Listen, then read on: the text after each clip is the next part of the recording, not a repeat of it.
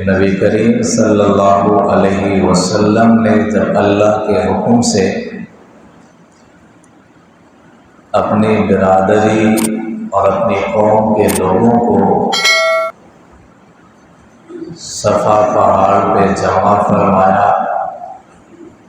اور ان کے سامنے اللہ رب العزت کی وحدانیت کی بات کی، تو جہاں برادری کے دیگر لوگ آپ کے مخالف ہو گئے، وہیں پر سب سے پہلے آپ کا سگا چچا ابو لہب کھڑا ہو گیا اور کہا تبا لک یا محمد الہذا جماعتنا،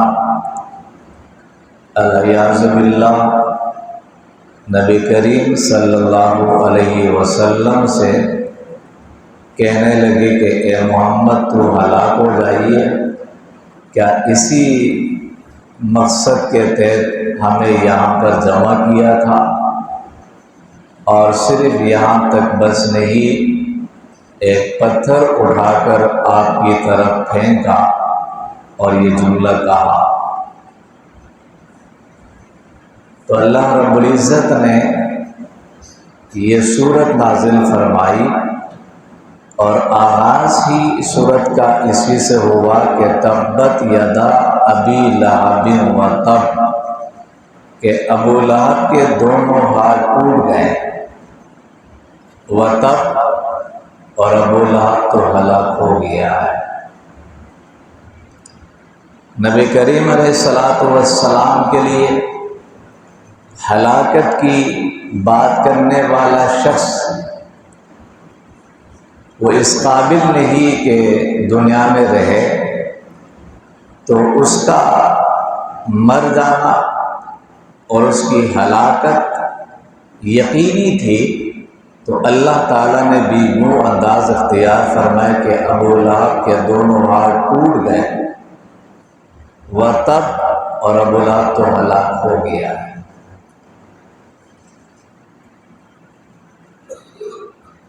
قرآن کریم میں مشرکین کے بیہودہ اعتراضات اور ان کے اشکالات کا رد جگہ جگہ موجود ہے، اور نبی کریم علیہ الصلوۃ والسلام کے دشمنوں اور آپ سے عداوت رکھنے والوں کا تذکرہ موجود ہے، لیکن کسی دشمن کا نام لے کر اس انداز سے رد نہیں آیا جس انداز سے رد ابو لہب کا آ گیا ہے۔ نام لے کر اللہ نے اس کا رد کیا ہے، اور اس کی وجہ یہ ہے کہ ابو لہب کوئی اجنبی شخص نہیں تھا، یہ الگ برادری کا نہیں تھا، کسی اور قوم قبیلے سے تعلق نہیں رکھتا تھا، آپ کی برادری کا، آپ کے خاندان کا بلکہ سگا چچا تھا، جس نے رشتہ داری کا بھی لحاظ نہیں کیا، چچا ہونے کا، اور یہ بھتیجا ہے، اس رشتے کا بھی انہوں نے لحاظ نہیں کیا، خاندانی حمیت کا بھی خیال نہیں رکھا، عرب رواج کو بھی انہوں نے پامال کیا۔ اللہ رب العزت نے بھی نام لے کر فرمایا تبت یدا ابی لہب، ابو لہب کے دونوں ہاتھ ٹوٹ گئے اور یہ ہلاک ہو گیا۔ ما اغنی عنہ مالہ وما کسب، مالدار تھا، سرمایہ دار تھا، کمائی بھی کرتا تھا، اور یہاں تک لکھا ہے کہ حرم کے خزانے کا انچارج بھی یہی تھا۔ اللہ فرماتے ہیں اس کا مال بھی کام نہیں آیا، اس کی کمائی کام نہیں آئی، یہ تو دنیا میں، اور فرمایا عنقریب بڑکتی ہوئی آگ میں یہ داخل ہوگا، جہنم کی آگ میں عنقریب داخل ہوگا۔ تو اللہ تعالیٰ نے اس انداز سے ابو لہب کا یہاں پر رد کیا کہ انہوں نے ہمارے نبی صلی اللہ علیہ وسلم کے ساتھ دشمنی کی انتہا کر دی تھی۔ اور دنیا میں پھر اس کی ہلاکت کچھ اس انداز سے ہوئی کہ غزوہ بدر کے بعد اللہ تعالیٰ نے اس پر ایسی بیماری مسلط فرمائی کہ جس بیماری کی بنا پر گھر والوں نے بھی اس کو الگ کر دیا تھا، کوئی قریب نہیں جاتا تھا، اور اسی طرح اس کا جسم سڑ کر یہ اپنے انجام کو پہنچ گیا۔ 3 دن تک اس کی لاش پڑی رہی، کوئی اٹھانے والا تدفین کرنے والا نہیں تھا، کوئی تیار نہیں ہوتا تھا، ایسی بدبو پھیل رہی تھی لاش سے۔ اور بالآخر حبشی لڑکوں کو کرائے پر بلایا اور انہوں نے آ کر دور سے اس کی لاش کو بانس اور لکڑیوں سے گھسیٹ کر ایک گڑھے میں ڈالا اور دور ہی سے مٹیاں اور پتھر پھینک کر اس کو وہیں پر زمین کے اندر ایک گڑھے کے اندر دفنا دیا۔ یہ انجام ابو لہب کا ہو گیا، اس لیے کہ اس نے ہمارے نبی صلی اللہ علیہ وسلم کے ساتھ بہت بڑی دشمنی کی، رشتہ دار ہونے کے باوجود۔ یہ انجام اللہ نے دنیا میں دکھا دیا، اور ایسا ہی انجام دین کے دشمنوں کا ہر زمانے میں ہوتا ہے، جنہیں اپنی طاقت پر ناز ہوتا ہے، جنہیں اپنے وسائل پر ناز ہوتا ہے، اور اپنی طاقت اور وسائل کا ناجائز استعمال کر کے ظلم کرتے ہیں، جبر کرتے ہیں، بالخصوص دین والوں کے ساتھ۔ اللہ کے رسول علیہ الصلوۃ والسلام کے ورثاء کے ساتھ، مساجد اور مدارس والوں کے ساتھ دشمنی اور بغض کے انتہا کرتے ہیں۔ وقت ہوتا ہے جب ان کے پاس وسائل، اقتدار، ساری چیزیں ہوتی ہیں، پھر وہ ظلم اور جبر کرتے ہیں، لیکن جب ان کا وقت آ جاتا ہے پھر ان کی لاش اٹھانے کے لیے ان کے اپنے بھی تیار نہیں ہوتے۔ پھر وہ جو کسی زمانے میں آس پاس جی کرنے والے سینکڑوں ہوتے ہیں، لیکن بالآخر وہ اس کے جنازے میں بھی شریک نہیں ہوتے۔ یہ مناظر اللہ ہر زمانے میں دکھاتا ہے، ہر زمانے میں اللہ دکھاتا ہے کہ دین والوں کے ساتھ دشمنی کرنے والوں کا انجام اس دنیا میں بھی بھیانک ہوتا ہے اور آخرت میں تو طے شدہ۔ بیٹا ان کا تھا، اس کا بھی ایسا ہی انجام ہو گیا۔ شام کے سفر پہ جاتے ہوئے شیر نے پکڑ لیا اور چیر پھاڑ کر اس کو ہلاک کر دیا۔ اور بیوی کا انجام بھی اسی صورت میں ہے، وَامْرَأَتُهُ حَمَّالَةَ الْحَطَبِ، اور اس کی بیوی لکڑیاں اٹھانے والی، اور اس کی گردن میں مضبوط بٹی ہوئی رسی ہوگی۔ لکڑیاں اٹھانے والی، یہ علماء نے لکھا ہے کہ لکڑیاں اٹھانے والی کا کیا مطلب ہے؟ کسی نے کہا کہ یہ قیامت کے دن آخرت میں ہوگا،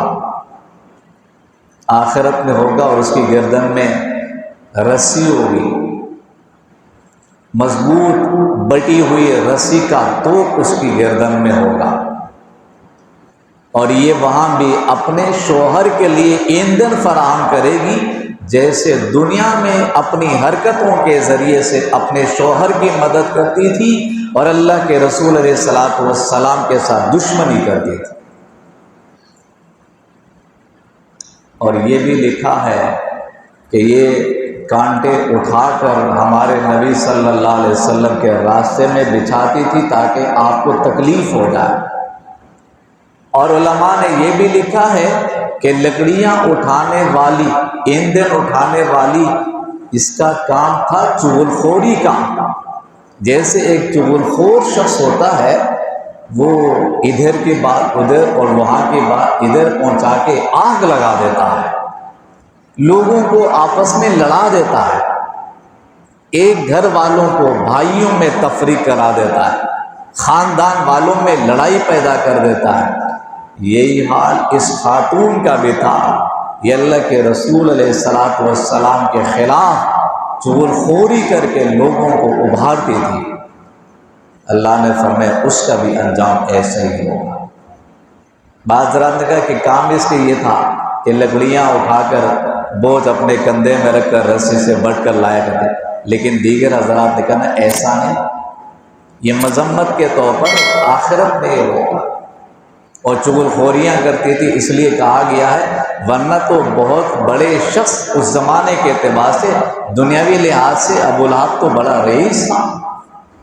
تو اس کی بیوی سے یہ تصور نہیں کہ وہ جا کے جنگل سے لکڑیاں لے کر آئے، لیکن کام یہی کرتی تھی، اس بنا پہ کہا حمالۃ الحطب۔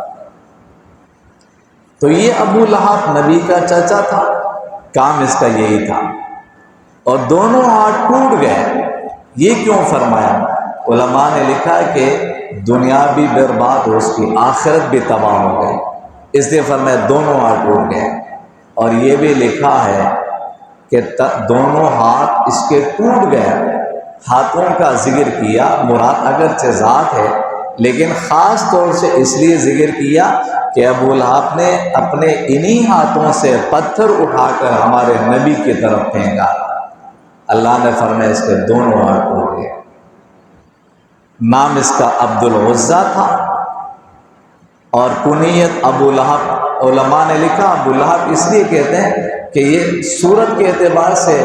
ذرا خوبصورت بھی تھا، ایک بالکل چہرے میں ایک چمک کے سنکی تھی جیسے شعلہ ہوتا ہے، اس بنا پہ کنیت سے مشہور ہو گیا ابو لہب۔ یا اس بنا پہ بھی کنیت کا ذکر کیا کہ عبد العزیٰ نام قبیح تھا، نامناسب تھا، اللہ نے اس کا ذکر نہیں کیا۔ اور پھر چونکہ ذات لہب یہ بڑکتی ہوئی آنکھ میں جائے گا قیامت کے دن، اسی مناسبت سے بھی یہی بہتر تھا کہ ابو لہب یہی تذکرہ ہوتا کہ یہ ابو لہب ہلاک ہو گیا، شعلے والا، دونوں معنی کے اعتبار سے۔ اگلی بات، ابو لہب ہمارے نبی صلی اللہ علیہ وسلم کا قریبی رشتہ دار، سگا چچا ہے، لیکن قرآن ہمیں بتاتا ہے کہ ابو لہب جہنمی اور اس کی بیوی اربع ام جمیل بھی جہنمی ہے، دونوں جہنمی ہیں۔ تو معلوم ہوا نبی کے قریبی رشتہ دار سگا چچا ہے، لیکن اللہ نے اعلان فرما دیا کہ یہ جہنمی ہے، دنیا میں بھی انجام خراب ہوا اور آخرت میں بھی جہنمی ہے۔ تو معلوم ہوا کہ کسی نبی کے ساتھ رشتہ دار ہونا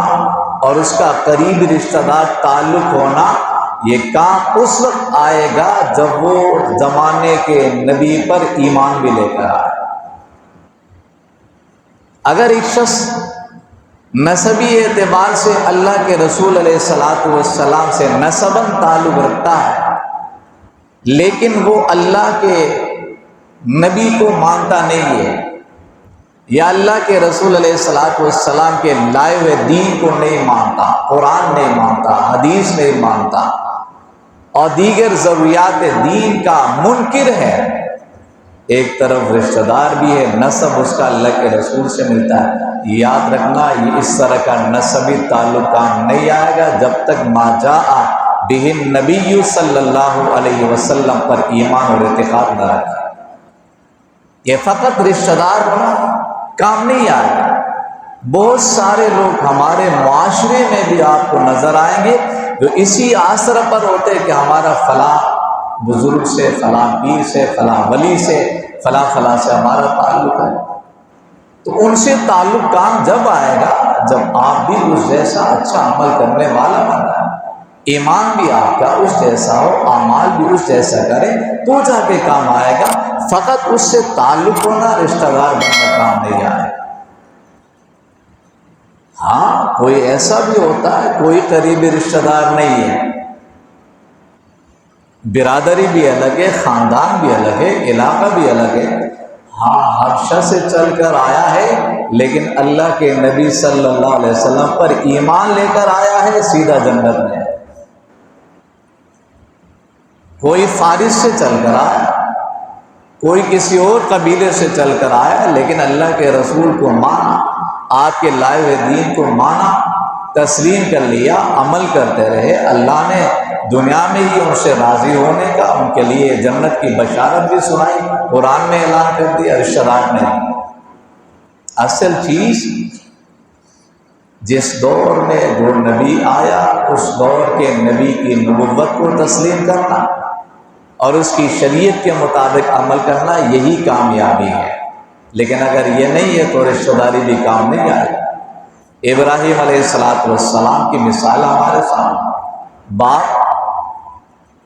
مانتا نہیں تھا، اس کا انجام کیا ہے قرآن بتا رہا۔ حضرت نوح علیہ السلام وقت کا نبی ہے، بیٹا کنعان جس نے انکار کیا اور یہاں تک انکار کیا کہ طوفان نوح آ گیا۔ حضرت فرماتے کہ آ جائیے ہمارے ساتھ، ایمان تسلیم کر لے، کشتی میں سوار ہو جائیے، لیکن وہ جواب میں کہتے ہیں سآوی الی جبل یعصمنی من الماء، میں وہ پہاڑ کی چوٹی میں جا کر بیٹھ جاؤں گا، مجھے بچا لے گا اس طوفان سے۔ اور میں لا عاصم اليوم من امر اللہ، اللہ کی طرف سے منکرین کے لیے ہلاکت کا فیصلہ ہو چکا ہے، کوئی پہاڑ کی چوٹی میں جا کر بیٹھے، جہاں جا کر بیٹھے وہیں پر بھی ہلاک ہو جائے۔ بیٹا لیکن ہلاک ہو گیا۔ تو بنیاد یہ ہے کہ اللہ کے رسول علیہ السلام سے تعلق، اگر کوئی رشتہ دار ہے لیکن ساتھ ساتھ صحابی بھی ہے تو ماشاءاللہ اس کا مقام ہی کیا ہے۔ اہل بیت علیہ السلام، خاندان رسالت، ایک طرف نبی کا رشتہ دار اور ساتھ ساتھ نبی کا صحابی، سبحان اللہ، کیا شان ہے ان کی۔ لیکن اگر قریبی رشتہ دار ہو کے ایمان نہ لے کر آئے، یہ چیزیں کام نہیں آئیں۔ یہ